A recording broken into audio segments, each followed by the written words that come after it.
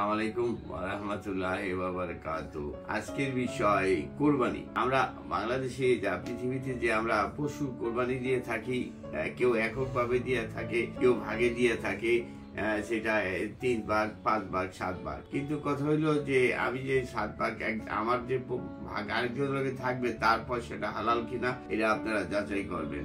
আর অনেকেই আছে কোরবানি দেয় কিন্তু জাকাত দেয় না, এগুলো আপনারা একটু লক্ষ্য করবেন। কারণ এই কোরবানির পশু আল্লাহর নামে দিতে হয়, এটা আল্লাহর নামে জবাই করতে হয়। কাজী এটা আল্লাহ খুশি হইয়া মঞ্জুর হইলে আপনার অনেক অনেক নেক অর্জন করতে পারবেন।